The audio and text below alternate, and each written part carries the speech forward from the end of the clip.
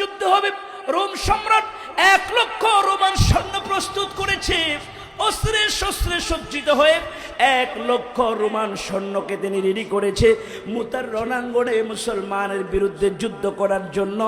আরো 1,00,000 রোমান সৈন্যকে প্রস্তুত করে রেখে দিয়েছে, যদি প্রয়োজন হয় এরা যেন মাঠে নেমে যুদ্ধ করতে পারে। 1,00,000 রোমান সৈন্য প্রস্তুত করেছে। এদিকে মুসলমানদের সংখ্যা মাত্র অল্প। আল্লাহ রসুল সাহাবা একরামের কাছ থেকে নাম লিপিবদ্ধ করতে লাগলেন। 3,000 সাহাবী মুতার রণাঙ্গনে যুদ্ধ করার জন্য নাম লিখেছে। কলিজার টুকরা যুবক ভাইরা, ও মুরব্বী বাবাজিরা গো, 1,00,000 রোমান সৈন্যের বিরুদ্ধে মাত্র 3,000। ইমানটা কেমন মজবুত ছিল, ইমানটা কেমন ফাহমে কামেল ছিল। আমার রাসূল ডাক দিয়ে বলে, সাহাবীরা রে, মুতার রণাঙ্গনে আমি যাব না, আমি সেনাপতি নিযুক্ত করে দিব। মুতার রণাঙ্গনে কাফের মুশরিকদের বিরুদ্ধে যে যুদ্ধ হবে, সর্বপ্রথম যিনি সেনাপতির দায়িত্ব পালন করবে তিনি হলো আমার পালক পুত্র হযরতে যায়েদ। দ্বিতীয় নম্বর যিনি সেনাপতির দায়িত্ব পালন করবে তিনি হলো আমার চাচাতো ভাই হযরতে জাফর বিন আবু তালেব। 3 নম্বর যিনি সেনাপতির দায়িত্ব পালন করবে তিনি হলো আমার সাহাবী হযরত আব্দুল্লাহ বিন রাওয়াহা। যাও সাহাবীরা, বাড়ি থেকে বিদায় নিয়ে আসো। জিহাদের ময়দানে হয়তো শাহাদাত, নয়তো গাজী হয়ে তোমরা ফিরে আসবে। যাও তোমরা বাড়ি থেকে বিদায় নিয়ে আসো। মুরব্বী বাবাজিরা আমার, কলিজার টুকরা যুবক ভাইরা, ও পর্দার আড়ালের আম্মা জানেরা, মাগো, রাসূলের সাহাবীরা বাড়িতে বিদায় নেওয়ার জন্য গিয়েছে। আল্লাহর হাবিবের সাহাবী ফালক পুত্র হযরত যায়েদ রাদিয়াল্লাহু তাআলা আনহু তিনি দাঁড়িয়ে গেলেন আর ডাক দিয়ে বলে, ইয়া রাসূলুল্লাহ, ইয়া হাবিবাল্লাহ, আপনি আমার আব্বা জান, আপনি আমার নাম ঘোষণা করেছেন। আমার আম্মা জান হযরত আয়েশা সিদ্দিকা রাদিয়াল্লাহু তাআলা আনহা তিনি ঘরের ভিতর থেকে আওয়াজ শুনেছে, আমাকে আর বিদায় নিতে হবে না। হযরত জাফর বিন আবু তালিব রাদিয়াল্লাহু তাআলা আনহু বাড়িতে চলে যায়।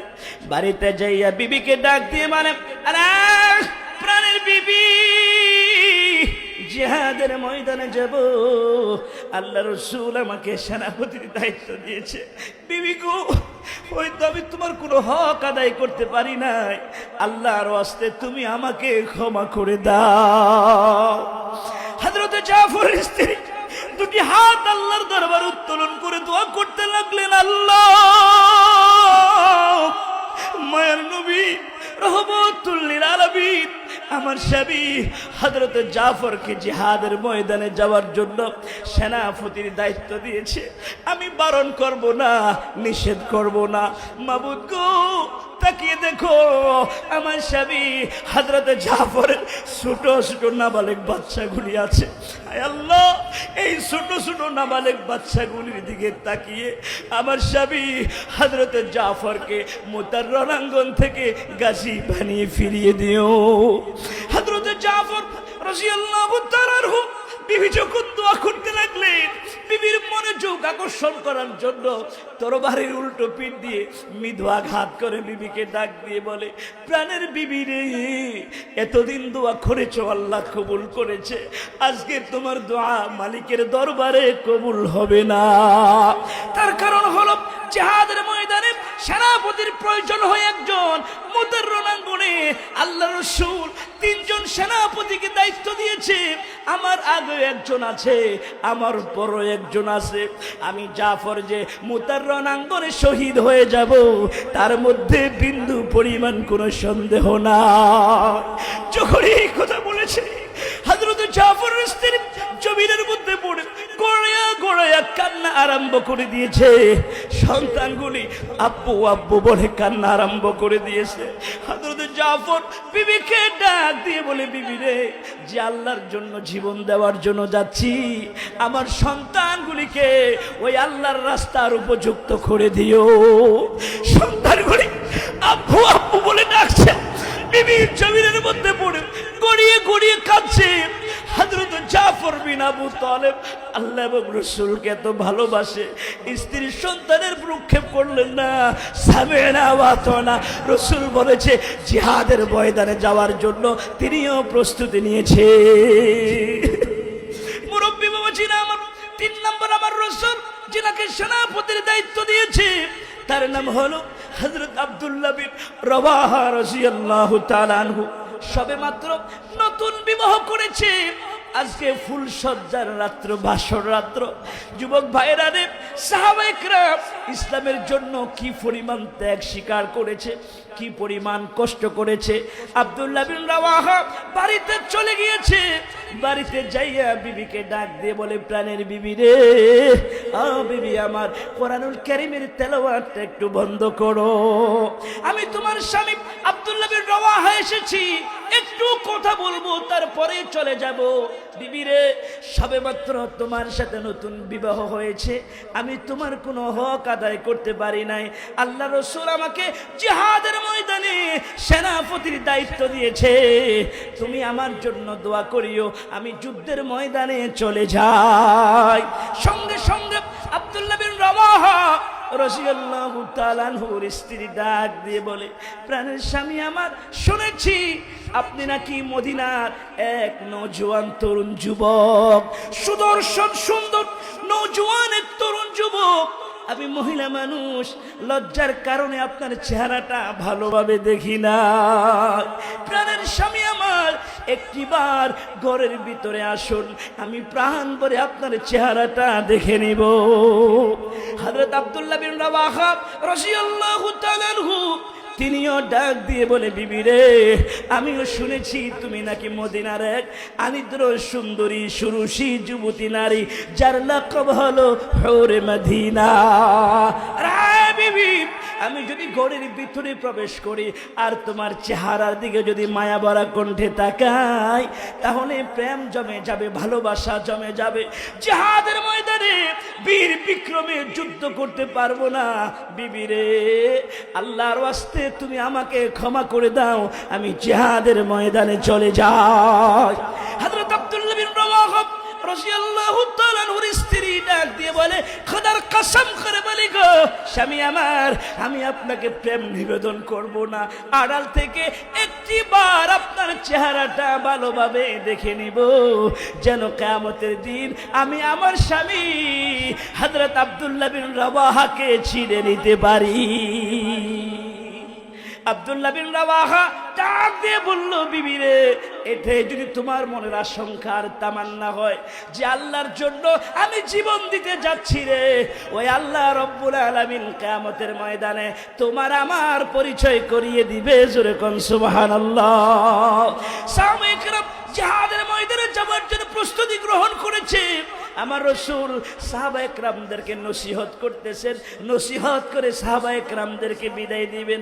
মায়ের নবী ডাক দিয়ে বলেন, আরাম সাহাবীরা, আমি যে 3 জন সেনাপতি নিযুক্ত করেছি, মুতার রণাঙ্গনে ওই 3 জন সেনাপতি যদি শহীদ হয়ে যায়, তোমরা তোমাদের মধ্য থেকে একজনকে সেনাপতি নিযুক্ত করিও। মহান আল্লাহ রব্বুল আলামিন ওই একজনের মাধ্যমে মুতার রণাঙ্গনে আল্লাহ পাক মুসলমানদেরকে বিজয় দিবে। জোরে কোন সুবহানাল্লাহ। আমার আল্লাহ ডাক দিয়ে বলছেন, ওয়ালা তাহিনু ওয়ালা তাহজানু ওয়া আনতুমুল আ'লাউনা ইন কুনতুম মুমিনিন। রব্বুল আলামিন বলেন, তোমাদের কোনো ভয় নাই, তোমাদের কোনো চিন্তা নাই, তোমাদের কোনো টেনশন নাই। সংখ্যা যদিও কম হও, যদি তোমরা মুমিন হও, আমি আল্লাহ রব্বুল আলামিন মুমিনদেরকে বিজয় দান করব। জোরে কোন সুবহানাল্লাহ। মুরব্বী বাবাজিরা আমার, কলিজার টুকরা নওজোয়ান তরুণ যুবক ভাইরা, সাহাবায়ে কেরাম জিহাদের ময়দানে চলে গিয়েছে। মুতার রণাঙ্গনে বীর বিক্রমী যুদ্ধ আরম্ভ হয়ে গিয়েছে। যুদ্ধের প্রথম অবস্থায় হযরতে যায়েদ বিন হারেসা রাদিয়াল্লাহু তাআলা আনহু ইসলামের ঝান্ডা হাতে নিলেন, তরবারি হাতে নিয়ে মুসলমানদের সেনাপতির দায়িত্ব পালন করতে লাগলেন। কিছুক্ষণের মধ্যেই হযরতে যায়েদ বিন হারেসা রাদিয়াল্লাহু তাআলা আনহু জিহাদের ময়দানে শহীদ হয়ে যায়। দ্বিতীয় নাম্বার সেনাপতি হযরত জাফর বিন আবু তালিব রাদিয়াল্লাহু তাআলা আনহু ইসলামের ঝান্ডা হাতে নিলেন, আরেক হাতে তরবারি নিলেন, কাফেরদের ভিতরে ঢুকে কাফেরদেরকে কসুকাটা করতে লাগলেন।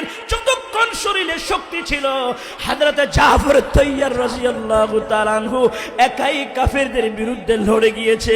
শরীর দুর্বল হয়ে গিয়েছে, কাফেররা হযরত জাফরকে চতুর্দিক থেকে ঘিরে ফেলেছে। ঘিরে ফেলে একের পর এক আঘাত করতে লাগলেন। তরবারি দিয়ে একটা আঘাত করেছে হযরত জাফরের ডান হাতে, হাতটা জাফরের সাথে ঝুলতেছে। হযরত জাফর বিন আবু তালিব চিন্তা করতে লাগলেন, ঝুলা হাত দিয়ে যুদ্ধ করতে কষ্ট হবে, হাতটাকে পায়ের নিচে রেখে এত জোরে টান দিয়েছি, সঙ্গে সঙ্গে হাতটা চামড়া থেকে আলাদা হয়ে যায়। বাবাজিরা আমার বীর বিক্রমে যুদ্ধ আরম্ভ করে দিয়েছে। কাফের মুশরিকেরা একের পর এক তরবারির আঘাত করতেছে। আঘাতে আঘাতে হযরত জাফরকে শহীদ করে ফেলেছে, গর্দান থেকে মাথাটা আলাদা করে ফেলে দিয়েছে।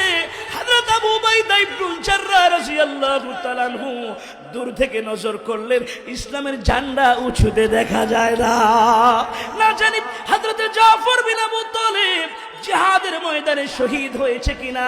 দৌড়াইয়া আসলেন, আয়েশা দেখে গো হযরত জাফর বিন আবু তালিবের হাত কাটা, পা গুলি কাটা, মাথাটা আলাদা হয়ে আছে।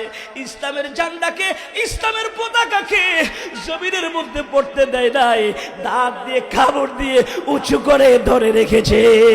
আল্লাহু আকবার। মুহতারাম হাজিরিন, আব্দুল্লাহ বিন রাওয়াহা রাদিয়াল্লাহু তাআলা আনহু ইসলামের ঝান্ডা হাতে নিলেন, তিনিও যুদ্ধ করা আরম্ভ করে দিয়েছে। 1 লক্ষ রোমান সৈন্য অস্ত্রে শস্ত্রে সজ্জিত, মুসলমানের সংখ্যা মাত্র 3000। 2 জন সেনাপতি প্রথম অবস্থা প্রথম রাউন্ডে শহীদ হয়ে গিয়েছে। কাফের মুশরিকদের আরো 1 লক্ষ রোমান সৈন্য প্রস্তুত আছে, যদি প্রয়োজন হয় জিহাদের ময়দানের মধ্যে পাঠাবে। আব্দুল্লাহ বিন রাওয়াহা রাদিয়াল্লাহু তাআলা আনহু ইসলামের ঝান্ডা হাতে নিলেন, তরবারি নিয়ে তিনিও যুদ্ধ করা আরম্ভ করে দিয়েছে। যুদ্ধ করতে করতে এক পর্যায়ে হযরত আব্দুল্লাহ বিন রাওয়াহা রাদিয়াল্লাহু তাআলা আনহু তিনিও জিহাদের ময়দানে শহীদ হয়ে যান। বাবাজিরা আমার, সঙ্গে সঙ্গে সাহাবীরা তাদের মধ্য থেকে পরামর্শ করে নওজোয়ান তরুণ একটা যুবক সাহাবী হযরত খালিদ বিন ওয়ালিদ রাদিয়াল্লাহু তাআলা আনহুকে ৪র্থ নম্বরের সেনাপতির দায়িত্ব দিয়েছে। খালিদ বিন ওয়ালিদ মাথার ফাকরিটা কোমরের মধ্যে বেঁধে হাতের মধ্যে 2 হাতে তরবারি নিয়ে কাফের মুশরিকদের ভিতরে ঢুকে এমন ভাবে কসু কাটা করতে লাগলেন, বলে কসু ক্ষেতের মধ্যে গিয়ে ধারালো ছুরি দিয়ে কসু গাছকে যেভাবে কাটা হয়, খালিদ বিন ওয়ালিদ 2 হাতে তরবারি নিয়ে মুতার রণাঙ্গনে এমন ভাবে কাফেরদেরকে কসু কাটা করতে লাগলেন। অল্প কয়েক ঘন্টার ভিতরে পুরা মুতার রণাঙ্গনে রক্ত আর রক্ত, একটা কাফেরকেও দেখা যায় না। বাকি 1 লক্ষ রোমান সৈন্য তারা পালিয়ে গিয়েছে, ময়দানের মধ্যে একজনও জীবিত ফিরতে পারে না। আল্লাহু আকবার, নারে তাকবীর, লিল্লাহি তাকবীর। ওয়ালা তাহিদু ولا تحزنوا وأنتم الأعلون إن كنتم مؤمنين। মানুষ দিয়ে গণনা বিবেচনা করিও না। আল্লাহ রাব্বুল আলামিন বলে দিয়েছেন, তোমরা কোনো ভয় করো না, কোনো চিন্তা করো না। যদি তোমরা মুমিন হও, আল্লাহ তাআলা মুমিনদেরকে বিজয় দান করবে। জোরে কোন সুবহানাল্লাহ। জিহাদের ময়দান থেকে সাহাবীরা যখন বাড়িতে ফিরেছে, হযরত আবু উবাইদা ইবনুল জাররাহ রাদিয়াল্লাহু তাআলা আনহু রাত্রিবেলা যখন তিনি ঘুমায়, ঘুমের ঘরে স্বপ্নে দেখে হযরত জাফর বিন আবু তালিবকে 2টা হাত নাই, 2টা পা নাই, হাতগুলি কেটে ফেলেছে। স্বপ্নের মধ্যে জিজ্ঞেস করে, জাফর বিন আবু তালিব, আল্লাহ পাক আপনার সাথে কেমন ব্যবহার করেছে?